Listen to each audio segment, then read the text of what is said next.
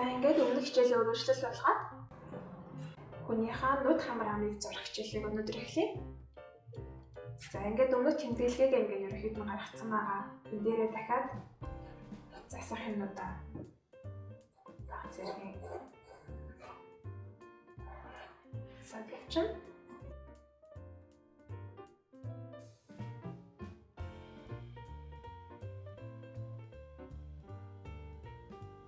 Ерөөсөө ингээд хүнийг хамгийн их адилхан болгодог юм бол ерөөсөө харцсан. Тийм болохоор бүгдээ нүднээс нь хэлж зарцгаая. Ашиг нөгөө дахиад нөгөө нэг бүдсгэж арилгахтаараа адилхан надаа. Ерөө та бүхэн ингээд өөрсдийнхоороо маш ингээд бүдэг гаргаад зураа сурцсан бол сайн байна. Тэгээ заавал олон ялгах шаардлагагүй.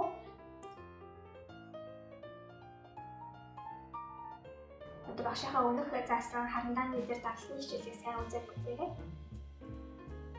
энэ нүдний нэг хэсгээ гаргахтаа сармустай хэсгээ барайсгууд дээр чангаралтай. Хэцээсүүдийг онцгойлон уртад татаад яваарай. Энэ хөвчтөр зарахтаа ерөөдөө харандаага бас сайн үзүүлчихсэн бэлтгэлтэй хэлэх.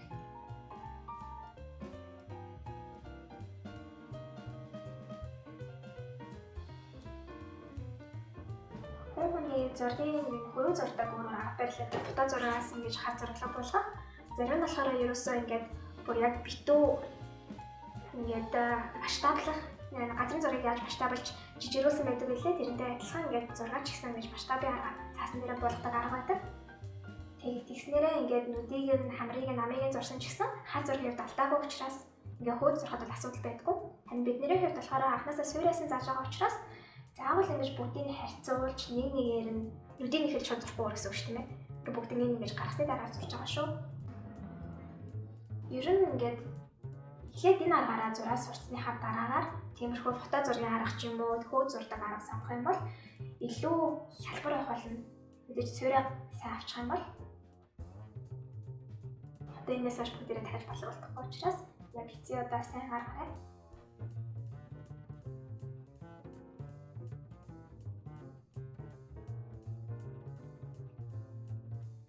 Тэгээ бүгдээрээ иймэрхүү дадлыг нэлээд хэдэн зураг хуулаад зурчих юм бол тэгэж олон дахин байлруулдахгүйгээр анхнаасаа зөв нэг зураас гаргаж авч сурна. Тэр хүртлээр олон боловсруулалтлаа гэдэг өөрийгөө сэтгэлээр хамгаахгүй яаж зураг илүү уушаа адилхан болохгүй гэх. Хэрэгтэй. За түрүүн нүднийхаа энэ дээр гаргаж ирсэн нүдэн дээр байсан цагаан гэрлийн хэсгийг дахин бүрэн хэлэн авч үлнэ.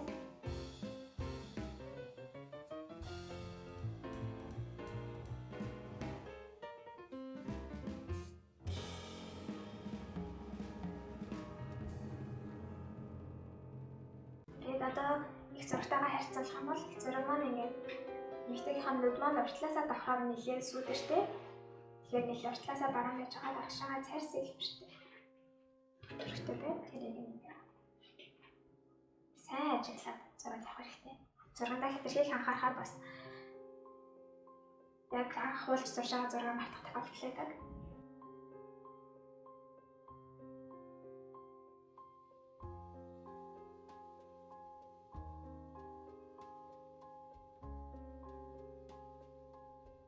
Яг сормосны хэсгийг рүүшөө ингээд чангалаад өгөх хэрэгтэй.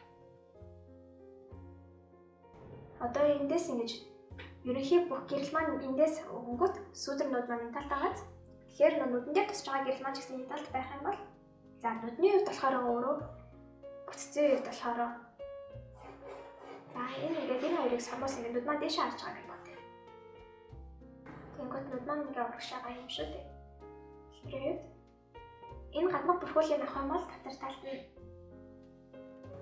ийм хэлбэр байгаа учраас нүдний маань хувьд шууд энэ талд гэрэлтэй гол энэ талдаа сүдэртэй гэсэн юм байхгүй. Баг зэрэг гэрэл судрын хувьд өөр болж эхэлнэ. Одоо зурж байгаа зургийн маань эмхтэй маань өөрөө нүдэн баг зэрэг цайвар учраас энийг гарах гэдэг шууд хялбар байх болно. За хэрвээ гэрэл энэ талаас тусч байгаа тохиолдолд яг энэ нүдний харуулыг бас яг адилхан хараарай байна. Эндээс ингэж хамгийн нүдний бараа хэсэг сүдэр маань гэрэлтэй хэсгээс гарч ирнэ. Тэгээд эсрэг талын улан сүдэртэй байх хэсэг штэ хэрвээ энэ энэ яг нүд биш өөр юм байсан бол дээсэн маань ингээд цайвараар үлдчихэж нүд маань юм гоё тунгалаг харагдаж шүү. За нөгөө нүдэн дээр ч гэсэн бүрэлдэхүүн үлдээсэн гэрлээ үлдээлээ. Сүудрийг хийгээд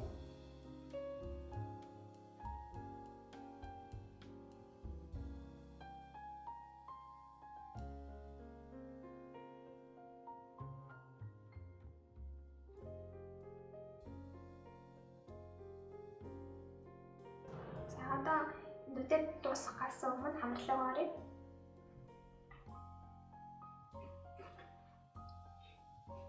Өмнөх хичээл дээр багш нь хэлсэн шүү дээ. Одоо ингээд гэрэл маань ерөөс яг ихсөөдөөс биш. Одоо ингээд хамар байлаа гэхэд хамрын энэ хоёр талын сүудрийг яг нэгтлэн өшөө юм хүнд байгаа тохиолдолд бид нэр зурхад илүү амархан байх болно.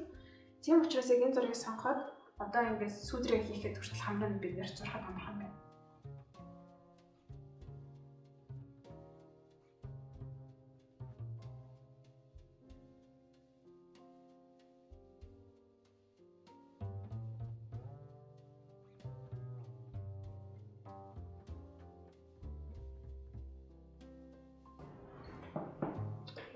Сүудрээ одоо ингээд яг хамрны өзөөрийн нэг хэсгэн дээр сүудэр гэхгүйгээр ерөөсөө л энэ нүдний нухар ханаас ахуулаад сүудэрлэх.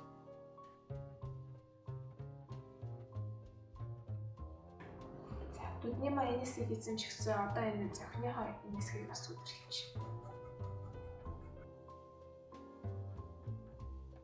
Одоо ингээд харах юм бол энэ хацар хоёрын энэ маань ишүү бараа байгаа. Одоо ингээд нүүрний ингээд содрыг хийхэд одоо багш нь өөр зураг хажууд нь хавсарч чинь ерөөсөө хүний нүүрний булчингийн ширхгийн дагуу явдаг. Одоо ингээд бүхэлдээ нэг энэ тал руу биш те. Эсвэл бүхэлдээ юм тэгшгэн биш. Ерөөсөө нүүрний булчингийн ширхгийн дагуу явдаг. За тэрийг ер нь бүгдээрээ яг юм фото зураг зурхаас өмнө ч юм уу нэг удаа яг юм хар зургаар зурсан зураг хуулаад үзчих гэнгүй. Тэгэх юм бол яг гэхдээ бас ямар зураг сонгохоо сайн шийдэх хэрэгтэй. Ямар зураг зурхаа бас сайн сонгох хэрэгтэй. Тэгэх юм бол ер нь энэ гэрэл сүудрийг яаж хийдэг юм бэ?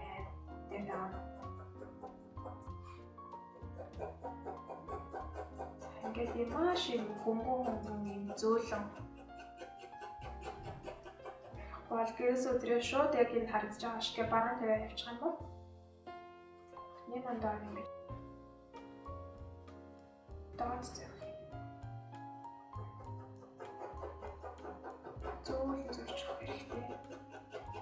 Тэг зураасууд маань юм уртууштай байгааз тэгэж уртууштай. Тэгэхгүй бол богино зураастай одоо энэ зурааснууд маань хоорондоо уусч өгдөггүй юусэн.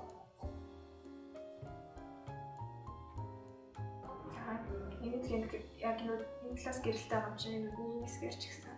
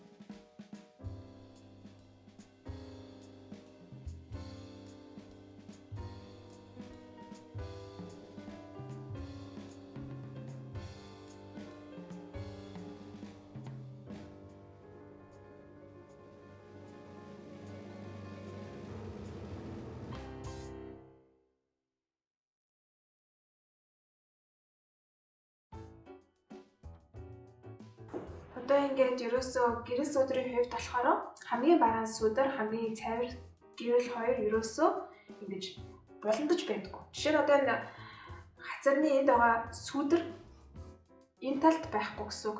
Тэгэх юм бол ингээд зураг маань өөрөө хавтгай болдог. Ямар нэгэн байдлаар ингэж дэлхий дээр бүх материалууд ялангуяа арьс бол маш гэрэл болдог. Тийм учраас сүүдэр маань хичнээн бараан ч гэсэн яг энэ захын хэсгүүд дээр бол цайвар байх ёстой шүү. Зураасаа ингэж баг хөнгөн олон давтамжтайгаар давхарлаж явж иж бараан болгоно гэхээс шууд ингэж бараан даралтайгаар явах юм бол ингээд энэ тэнд нь цоолоод авсан юм шиг харагдах шүү гэдэг.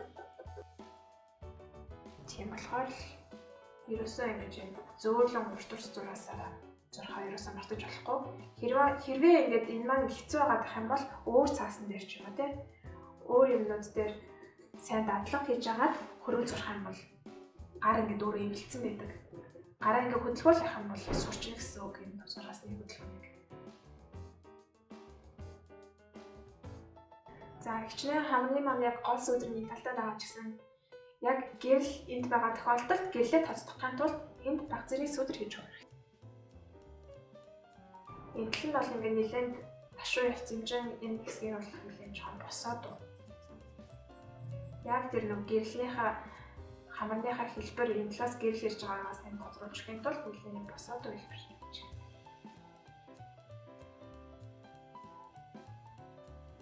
Ерөнхийдөө одоо энэ гацран дээр өгсөн байгаа энэ ягаан сүүдэр бол өөрөө будаг, нүүрний будаг учраас энийг бол яг төдийлэн ач холбогдлохгүйгээр зурх хэрэгтэй. Тэгэхгүй бол нүүрний маань бүтэц бас өөрчлөгдөж байна.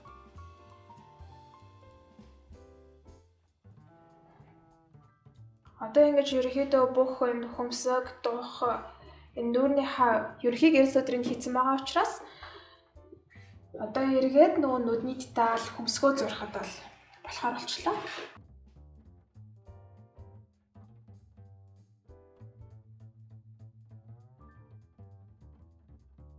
Энэ нүд хамаар ам эднэрийг адилхан зурхаас гадна нүүрнийхээ энэ бүтэц хэлбэрийг нь гэрэл сүүдрийн зүг тавих нь хүнийг адилхан зурхад их нөлөөлдөг.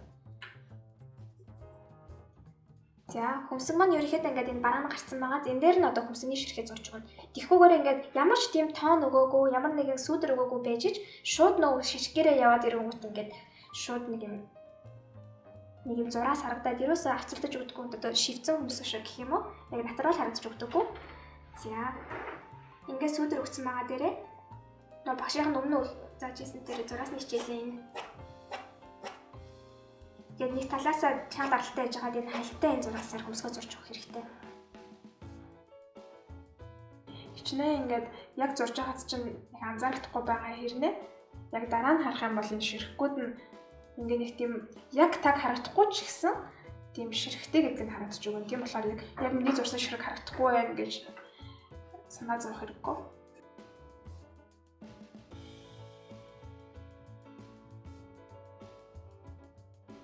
За одоо энэ хэсэг дээр ингээд хоёр зураас үлдсэн байгааз энийг ингэж одоо яг зураасыг нь анзаарахын тулд энэ нөгөө нэг гэрэл сүүдэр маань ингээд доошоо үргэлжлэнэ.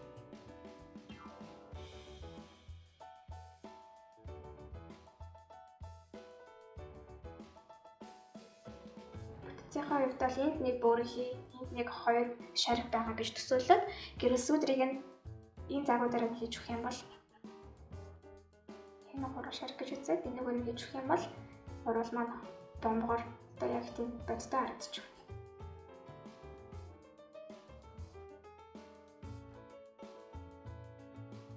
За энэ одоо яг энэ урал дотор шарх байгаа гэсэн шиг эрүүний энд бас дахиад нэг бөөрийнхий хэлбэр байгаа. Хажуу талаас нь харах юм бол ийм урд талаас нь харах юм бол энэ бөөрийнхий хэлбэртэй одоо энэ бол эрүүгээ байгаа гэж төсөөл зурхгүй бол ингээд шууд хавтгаа олчих юм бол бас ийггүй. Тэгэхээр одоо тодорхой хэмжээр ийм хэлбэр байгаа юм чи энэ дээр нь гэрэл явж ирж тарж байгааз.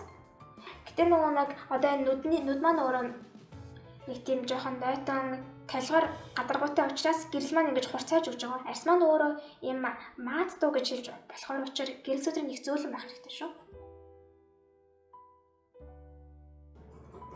За одоо энэс цааш бид нэр яах хэрэгтэй вэ гэхээр харандаага өшөөсөө үзүүлэх хэрэгтэй. Тэгэхгүй бол одоо ингээд түрүүнээс хойш ингэж бас зөөлнөр ингэж олон давтамжтайгаар нүүрний гэрэлсүүдэр хийснээр ингээд харандааны үн үзүүр боцсон байгаа шүү дээ. Энийг ингэж дахиж нэг тодруулснараа деталь хийхэд яг гоё хурц тод дээр бараа хэсгүүд хэрэг болно. Бараа хэсгүүд дээр хэрэг болно тэр хурц үзүүр маань.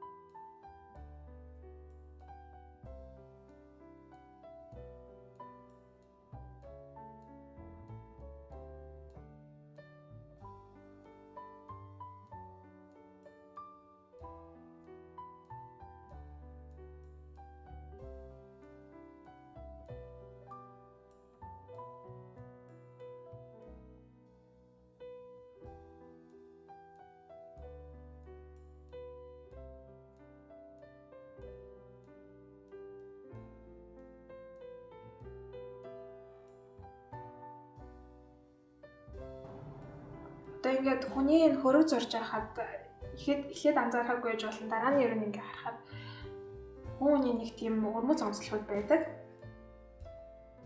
Тэр онцлогийг л ингээд сайн гаргаад өгчих юм бол хүмүүс маань ер нь бол ядсан болоод байгаа нөө. Одоо бидний сонгосон зурган дээр болохоор ерөөсөө өөрөө их тэгшин царайтай. Их царайлаг учраас царайлаг хүн зархаж жоохон хэцүү байдаг. Яг тэр нь яг арай жоохон өөр өрмөц гिचгээр юм олддггүй.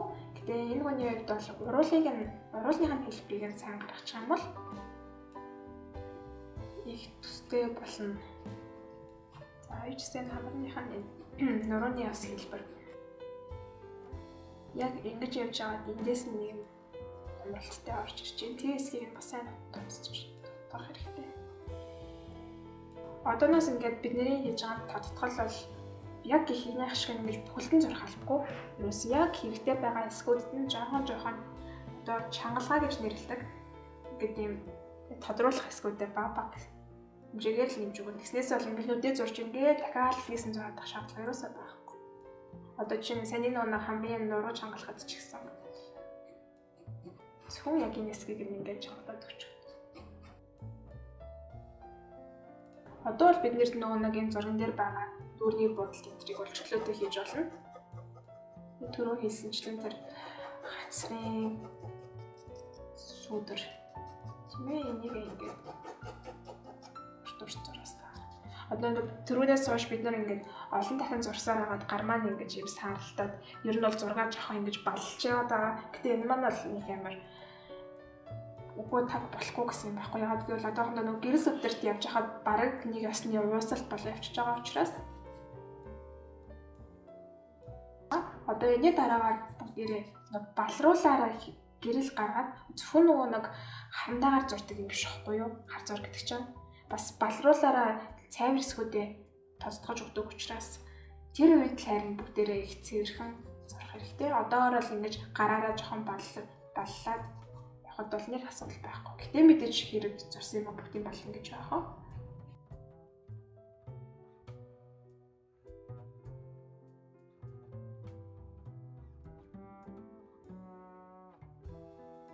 За одоо ингээд зурхтаа магадгүй бид нэр анх яг хар зураг дээр алдсан байж магадгүй шүү дээ. Одоо ингээд нүд хамар маань бол ингээд яг нэг чигтээ бол ингээд явж чинь тийм ээ. Ингээд уруул дээрээ бас яг тэрийг дахиж анзаарч авах хэрэгтэй шүү. Тэгэхгүй бол уруул маань нэг тийшээ яаж очих юм уу гэсэн тохиолдолд яг үйл яллаг алдаагаас суулж зураг маань өөр харагддаг.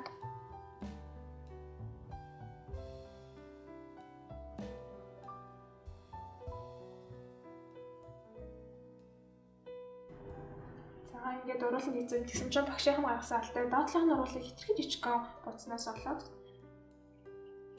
өөр харагдчихсан гэх.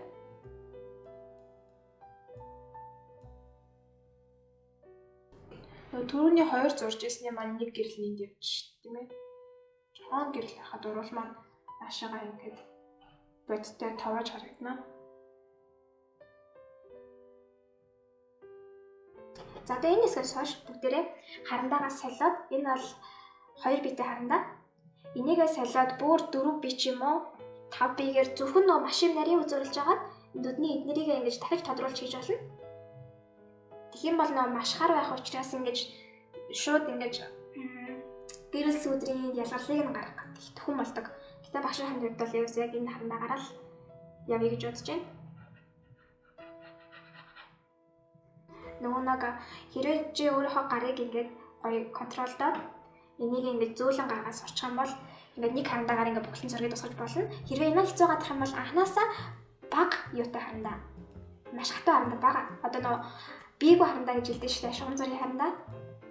Ааш 2 ааштай харандаанууд байхад бол энэ зөөлнийг бол ингээд заавал нэг ингэж зөөлөн хичээхгүйгээр ингэж харандааныхаа өөрө хатуулгаас нь шалтгаалаад зурж бас болно шүү. Гэтэ тэгэж бас өөрийгөө хэтэрхлүүлээд яах вэ ингээд бас ингээд сурч болох амар. Хөөе наа. Эхлээд материалаа голох биш. Материалаа эхлээд өөрөө таньж мэдснийхаа дараагаар алийг нь юу ашиглах вэ гэдгийг мэдэхгүй бол өө энэ харандаа болохгүй байх, энэ цаас болохгүй байх гэх юм бол гоо мэдээж шалтар мандахгүй.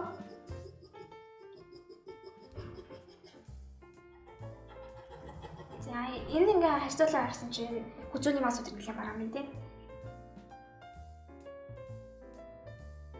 Бол өвчих юм бол ерөөсөө хүзүүтэйгээ барьцалтаад ингээд алин дээр нь ч анхаарал төвлөрдөггүй дутуу харагддаг шүү зураг. Тийм болохоор заавал яг ийм булчмын ширхгийн дагуу зөв зурах гад хичээх хэрэггүй сүдэрт байгаа бол зүгээр л явсгаад байна. Ялангуяа наан энэ гэрэлтэй харагдаж байгаа энэ нүүд энэ хамар байна тийм. Ялангуяа энэ хамар юм хацар юм эднэрийнхээ тэр бүтэц байгуул дээр нь сайн харах хэрэгтэй. Ишээ дараа нь бид хувцас дуусгах хэрэгтэй.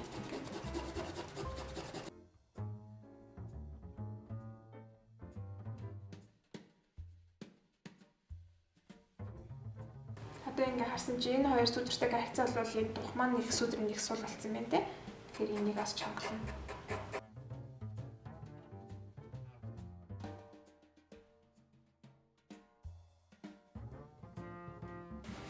Хандаага үзүүлсэн байгаа дээр нунаг энэ хамрын нүхний хэлбэр эдгэрээ ингээд чанга гоё тод зураад өгөх хэрэгтэй. Яг энэ бараан байгаа хэсгүүдийг. Одоо яг энэ уруулны энэ хэсэг. Нөгөө чангална гэхээр хүүхдүүд бас ингэж буруу ойлгодог нь ерөөсөө ингээд дахиад нөгөө уруулны хэлбэрийг ингэж гадууран чангалаад идэг. Тэгэнгүүт нөгөө нэг анхан шатны сурж байгаагаас ялгаа байхгүй нөгөөдгөө нэргээл хавтгай бүх юм хавтгай болж эхэлнэ. Тэгэхгүйгээр ерөөсөө яг гэрэл сүдэртэй нүдийн анилгаад яаж харагдаад аль хэдтэй сүдэртэй харагдаж чинь тэрсгийг чангалах хэрэгтэй.